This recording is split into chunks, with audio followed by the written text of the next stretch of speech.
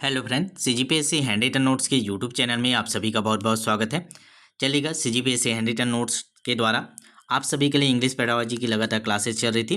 Class number 6वां है। आप syllabus पे देखते जाएंगे। आपके सिलेबस का जो अगला पॉइंट है, अगला जो टॉपिक है वो है role of listening and speaking, function of language and how children use it tool, rule of listening and speaking. ठीक है, सुनने बोलने की भूमिका के बारे में है कि क्या रोल रहता है लिसनिंग एंड स्पीकिंग का, एक एक करके हम लोग समझेंगे।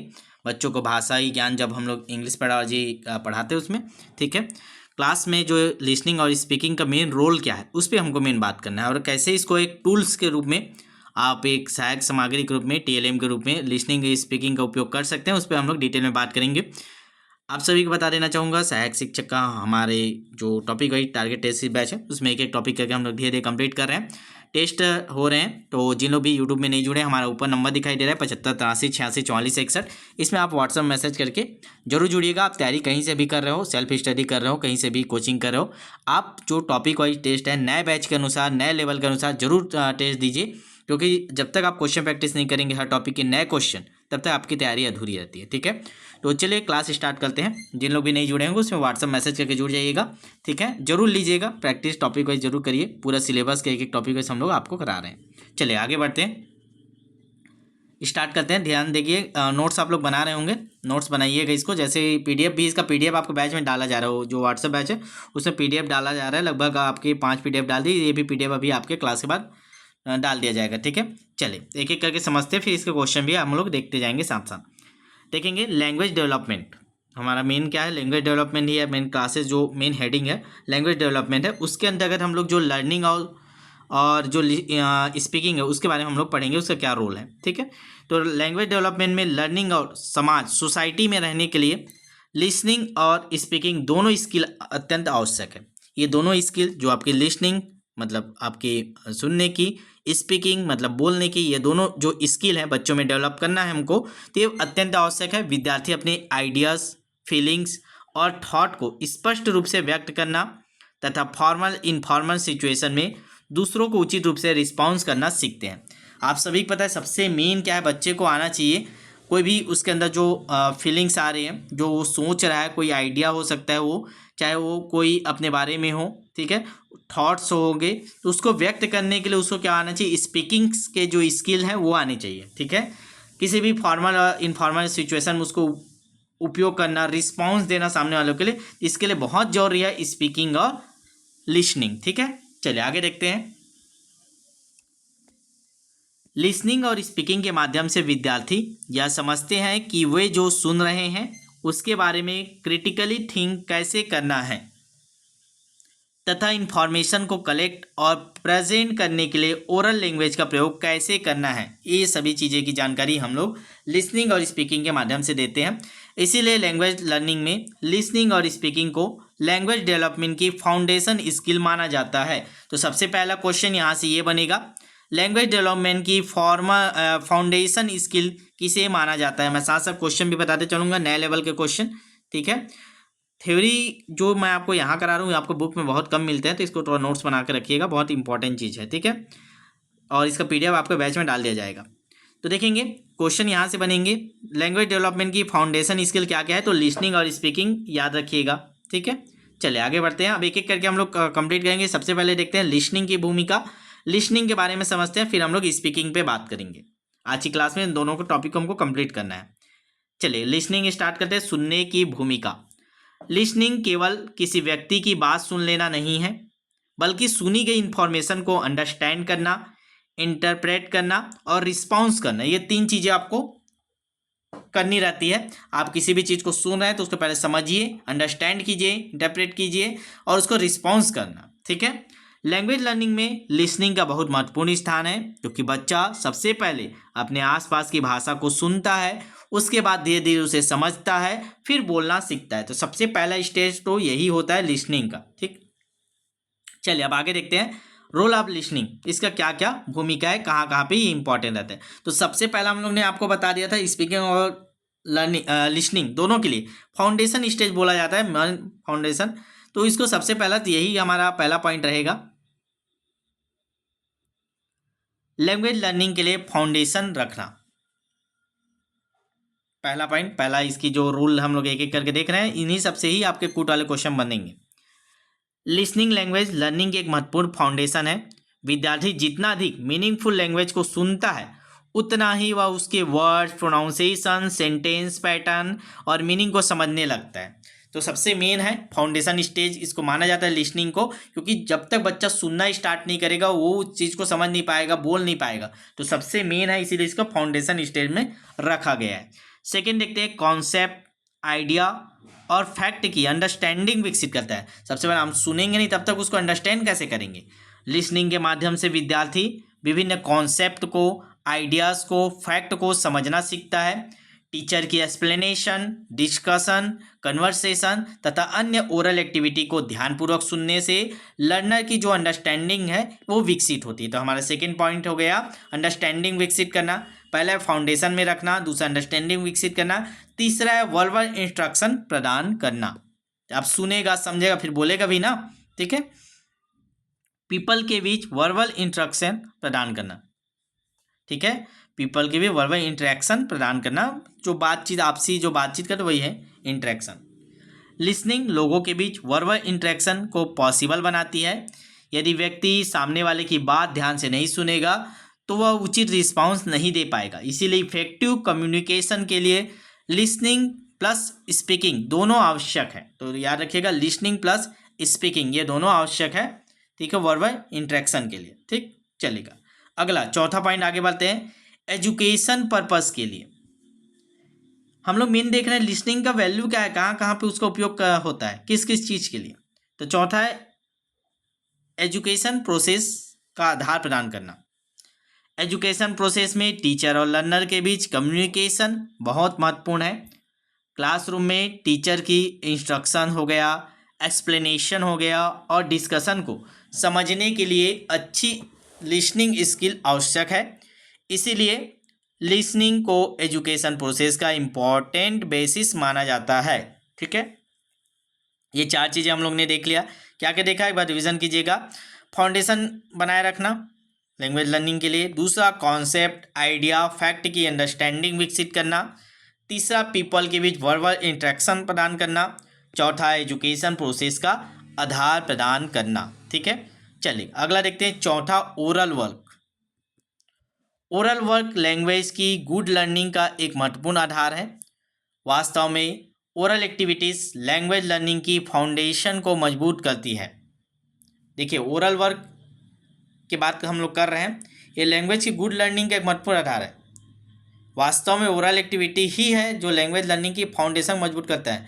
आप जब तक बोलेंगे नहीं तब तक आप सामने वालों को अपनी बातें समझा नहीं सकते, ठीक है, आगे आप समझ नहीं पाएंगे। तो ओरल वर्क कंडक्टिंग के विभिन्न वे, आप कैसे बच्चों में ओरल वर्क दे सकते हैं, कैसे उनमें ये स्किल ला सकते हैं ओरल वाला, ठीक है। तो पहला क्वेश्चन पूछे, उससे क्वेश्चन पूछना। टीचर विद्यार्थियों से क्वेश्चन पूछकर उन्हें सुनने और बोलने के लिए प्रेरित कर सकता है। आप जब क्वेश्चन बोलेंगे वो बड़ा ध्यान से सुनेगा, तो लिसनिंग हो गया उसके में, फिर उसको समझेगा, अंडरस्टैंडिंग करेगा, फिर उसका जवाब देगा, तो आपका स्पीकिंग भी हो गया। तो टीचर विद्यार्थियों से क्वेश्चन पूछकर उन्हें सुनने और बोलने के लिए प्रेरित कर सकता है। इससे स्टूडेंट की लिसनिंग, अंडरस्टैंडिंग और स्पीकिंग स्किल की डेवलप हो। तीनों चीज़ें मैं अभी आपको बताया कि उसको लिसनिंग करेगा, पहले सुनेगा, आप क्वेश्चन बोलेंगे, फिर उसको वो समझेगा कि जो टीचर है वो क्या क्वेश्चन पूछा है, समझेगा तभी तो जवाब देगा, फिर वो जवाब देगा। तो ये तीनों जो स्किल है, लिसनिंग, अंडरस्टैंडिंग, स्पीकिंग, इसके अंतर्गत आ जाती है आपके ओरल क्वेश्चन पूछने से, ठीक है। सारे क्वेश्चन बनेंगे, आप बस क्लास देखते जाइए। जैसे क्वेश्चन अभी नए पैटर्न में पूछे उस टाइप के हम लोग पूरी कोशिश है, उसी पैटर्न में हम आप क्वेश्चन भी आपके बैच में अभी टेस्ट के रूप में डलेगा, ठीक है। क्लास के बाद टेस्ट जरूर दिलाइएगा, ठीक है। रात तक डलेगा या मॉर्निंग में डलेगा, लेकिन इसके बाद ही डलेगा, क्लास के बाद, ठीक है। चलिए, रोल प्ले प्लेटफॉर्म करना अगला है। आप कैसे ओरल वर्क कर सकते हैं, तो रोल प्ले कीजिए। रोल प्ले के माध्यम से स्टूडेंट किसी वास्तविक परिस्थिति, रियल लाइफ सिचुएशन को रिएक्ट करते हैं। इससे उन्हें लैंग्वेज का प्रैक्टिकल यूज सीखने का अवसर मिलता है। एग्जाम्पल के लिए, शॉपकीपर और कस्टमर के बीच इंग्लिश कन्वर्सेशन कराना, तो इस टाइप की आप गतिविधि करा सकते हैं, रोल प्ले परफॉर्म, ठीक है। चलिए, हम लोग अभी देख रहे हैं ओरल वर्क, बच्चों में जो ओरल स्किल है वो कैसे आप डेवलप कर रहे हैं, इसके अलग अलग हम लोग देख रहे हैं किस किस टाइप के आप गतिविधियां कर सकते हैं। अगला है एक्शन परफॉर्म करना। टीचर द्वारा दिए गए ओरल इंस्ट्रक्शन के अनुसार स्टूडेंट एक्शन परफॉर्म कर सकते हैं। इससे वे लिसनिंग के साथ मीनिंग को कनेक्ट करना सीखेंगे। ठीक है, तो आप उससे एक्शन परफॉर्म कीजिए, आप कुछ इंस्ट्रक्शन दीजिए, फिर बच्चा उस पर काम करेगा, उसको समझते जाएगा इसका अर्थ क्या होता है। ठीक है, अगला है फिल्म और चार्ट को शो करना। फिल्म मतलब जो आप पिक्चर दिखाते हैं और चार्ट दिखाते हैं उसको शो करना। एजुकेशनल फिल्म और चार्ट के माध्यम से छोटे जो वीडियो क्लिप आज के यूट्यूब में बहुत सारे उपलब्ध है, तो वही है एजुकेशनल फिल्म और चार्ट के माध्यम से स्टूडेंट को विजुअल और ओरल दोनों प्रकार की लर्निंग एक्सपीरियंस दिए जा सकते हैं। विजुअल मतलब वो देखेंगे, अभी बहुत सारे सरकारी स्कूलों में प्रोजेक्टर की सुविधा दी गई, प्रोजेक्टर के माध्यम से बच्चों को आप एजुकेशनल फिल्म दिखा सकते हैं। चार्ट के माध्यम से आप उन्हें विजुअल और ओरल दोनों प्रकार के लर्निंग एक्सपीरियंस दिए जा सकते हैं। इससे कॉन्सेप्ट को समझना और याद रखना आसान होता है। अगला देखेंगे, किसी स्टोरी की आउटलाइन देना। कोई भी स्टोरी है उसको आउटलाइन देना। टीचर किसी स्टोरी की आउटलाइन देता है और स्टूडेंट उसे सुनकर आगे एक्सप्लेन या रिप्रोड्यूस करते हैं। इससे लिसनिंग कॉम्प्रिहेंशन और स्पीकिंग स्किल दोनों डेवलप होती है। ठीक है, तो ये 5 गतिविधि हो गए। छठवां है ओरल कंपोजिशन को प्रेजेंट करना। स्टूडेंट को किसी टॉपिक पर ओरली अपने विचार प्रस्तुत करने के लिए कहा जाता है। इससे कॉन्फिडेंस, फ्लुएंसी, वोकेबलरी और एक्सप्रेशन का डेवलपमेंट होता है। तो ये ओरल कंपोजिशन के अंतर्गत आप प्रेजेंट करवा सकते हैं। अगला है हमारा रिप्रोड्यूस एक्सरसाइजेस कराना।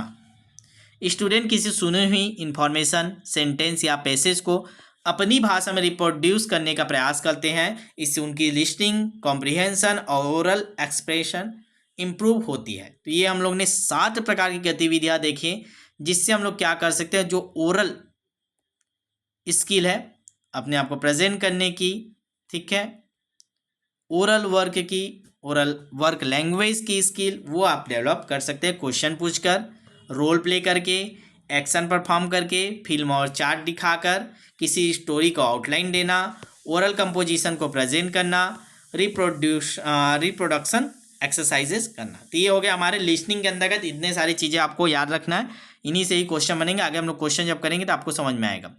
अब हम लोग ज़्यादा समय न लेते हुए सीधे हमारे दूसरे पॉइंट स्पीकिंग की ओर आगे बढ़ते हैं। ठीक है, चलिए स्पीकिंग को भाई जल्दी से खत्म करेंगे। बोलने की क्या क्या भूमिका है, चलिए ध्यान से सुनेंगे। लैंग्वेज को स्पीच के माध्यम से सस्टेंस और डायनेमिक प्राप्त होती है। लैंग्वेज को बोलने के लिए सीखना हमेशा रीडिंग एवं राइटिंग की तुलना में सबसे छोटा और प्रारंभिक रास्ता माना जाता है। स्पीकिंग के माध्यम से व्यक्ति अपने आइडियाज़, फीलिंग, थॉट और इन्फॉर्मेशन को दूसरे तक पहुंचाता है। तो ये सारी चीज़ें जनरल चीज़ें थी। अब हम लोग सीधे आते हैं रोल ऑफ स्पीकिंग, जिससे क्वेश्चन बनते हैं। क्या क्या रोल है, एक एक पॉइंट से एक एक क्वेश्चन बन सकते हैं, ध्यान रखेंगे। ये आपके कूट वाले में देखने को मिलता है। रोल ऑफ स्पीकिंग, बोलने की क्षमता। सीटेट वाले भी इस क्लास को पूरा देखें, उनके लिए ही ये पूरा महत्वपूर्ण है, उनके लिए भी। ठीक है, सहायक शिक्षक हो गया, आपके लेक्चरर में भी इसका इंग्लिश पेडागॉजी है, और आपके सीटेट में भी है, सीजीटेट के पेपर 1 पेपर 2 दोनों में है। ठीक है, तो ये आप देखेंगे। चलेगा, पहला देखते हैं साउंड स्पीकिंग की बात कर रहे हैं। पहला साउंड स्टेज, आपका रिदम और एंटोनेशन सीखना।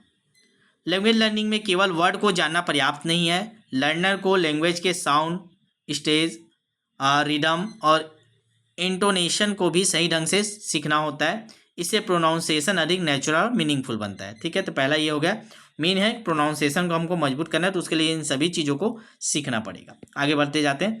सेकेंड हमारा ग्रामेटिकल और मीनिंगफुल सेंटेंस में प्रोनाउंसिएशन सीखना। अब ग्रामर के साथ सीखिए।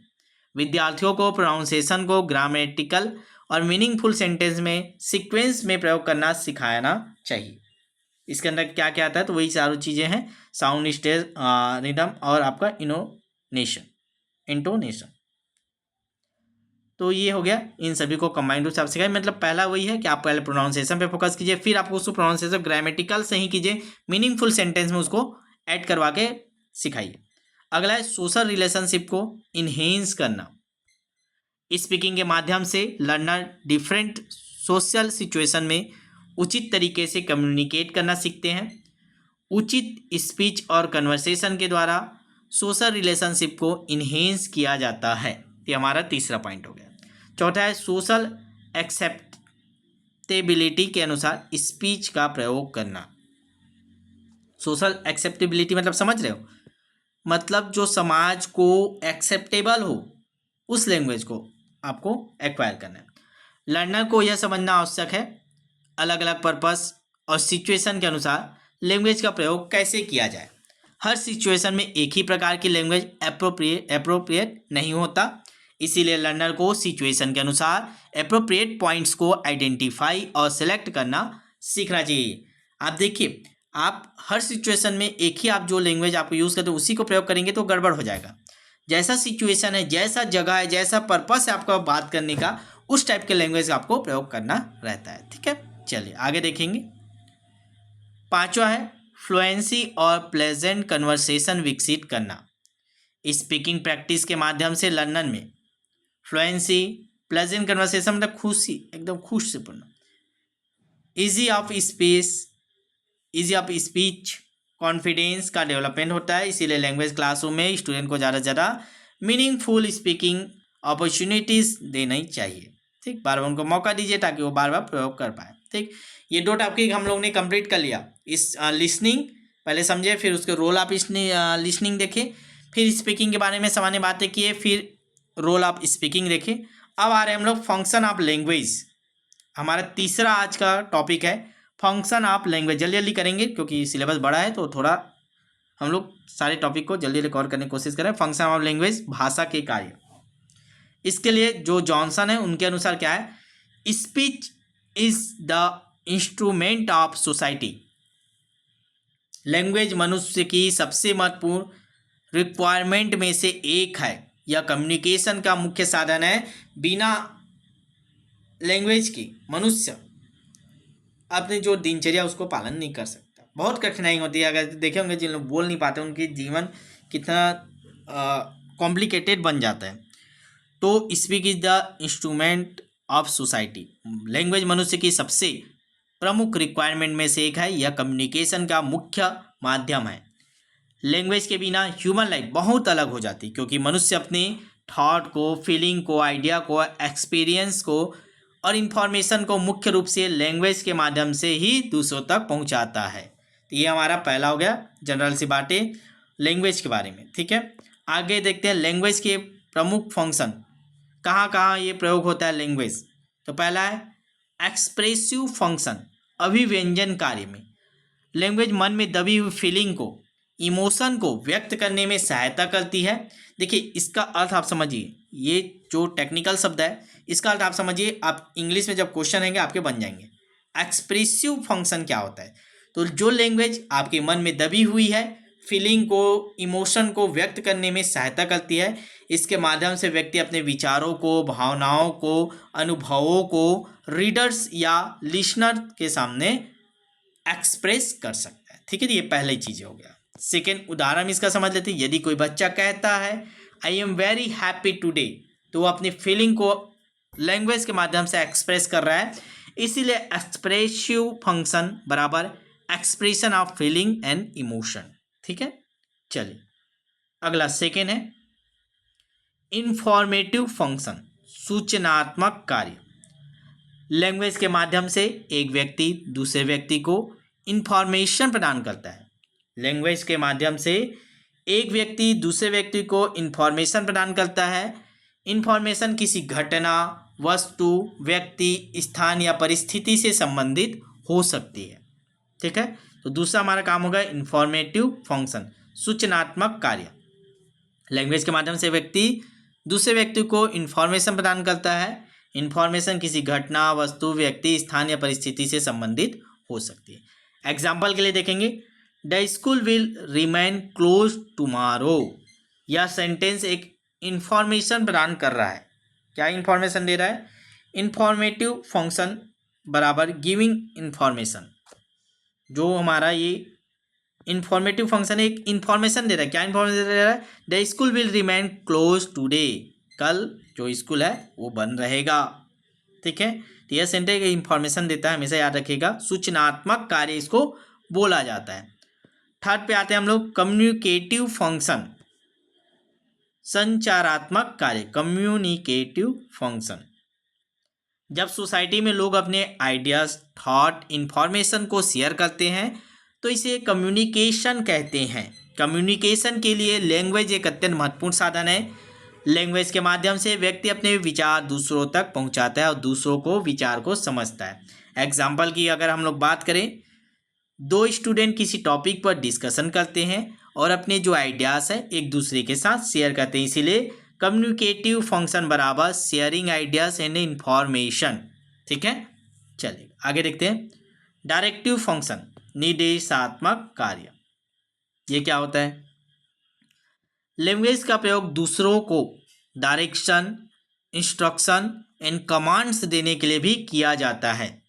जब कोई व्यक्ति लैंग्वेज के माध्यम से दूसरे व्यक्ति को कोई कार्य करने के लिए कहता है तो डायरेक्टिव फंक्शन कहलाता है। डायरेक्टिव फंक्शन निर्देशात्मक कार्य, मतलब आप किसी दूसरे को डायरेक्शन देंगे, इंस्ट्रक्शन देंगे, कमांड देंगे। ठीक है, वही चीज़ आती है। उदाहरण के लिए, open your book, please sit down, complete your homework, इन सभी में लैंग्वेज का प्रयोग डायरेक्शन एंड इंस्ट्रक्शन देने के लिए हुआ है। इसीलिए डायरेक्टिव फंक्शन को गिवन डायरेक्शन या इंस्ट्रक्शन भी बोला जाता है। ठीक है, तो ये हम लोग चौथा पॉइंट देख लें। पांचवा हम लोग देखते हैं क्या क्या और प्रयोग होता है। हम लोग देख रहे हैं लैंग्वेज का प्रयोग कहाँ कहाँ पे होता है। हमारा पांचवा है इंटररिएक्शन फंक्शन, अंतःक्रियात्मक कार्य। लैंग्वेज केवल वन वे कम्युनिकेशन का माध्यम नहीं होता बल्कि टू वे कम्युनिकेशन को भी संभव बनाता है। जब दो या अधिक व्यक्ति एक दूसरे से बात करते हैं, क्वेश्चन पूछते हैं, आंसर देते हैं और आइडियाज शेयर करते हैं तो यह इंटरेक्शन है। जब दो या अधिक व्यक्ति एक दूसरे से बात करेंगे, क्वेश्चन पूछेंगे, ये टू वे कम्युनिकेशन हो गया। आप बोलेंगे, वो सुनेगा, फिर वो जवाब देगा, आंसर देगा, तो टू वे कम्युनिकेशन होता है। इसीलिए लैंग्वेज का यहाँ भी प्रयोग होता है। उदाहरण देखते हैं, टीचर और स्टूडेंट के बीच क्लासरूम कन्वर्सेशन। आप क्लासरूम में जाते हैं, कुछ आप उनको पढ़ाते हैं, बच्चे से कुछ क्वेश्चन पूछते हैं, वो जवाब देते हैं, टू वे कम्युनिकेशन होता है। तो टीचर और स्टूडेंट के बीच क्लासरूम में जो कन्वर्सेशन होता है वो इसका उदाहरण है। टीचर जैसे what is your name, student जवाब देगा my name is Rahul.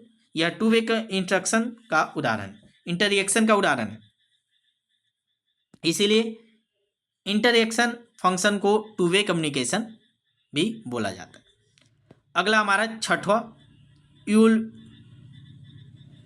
इल्यूएशनरी function, विकासात्मक कार्य। ये क्या होता है? लैंग्वेज का विकास सोसाइटी के विकास से क्लोजली कनेक्टेड है। लिटरेचर सोसाइटी का एक प्रकार से मिरर दर्पण है। किसी सोसाइटी की प्रोग्रेस, कल्चर, वैल्यूज़ और डेवलपमेंट का प्रभाव उसकी लैंग्वेज और लिटरेचर में दिखाई देता है। ठीक है, तो ये हमारा छठवां हो गया।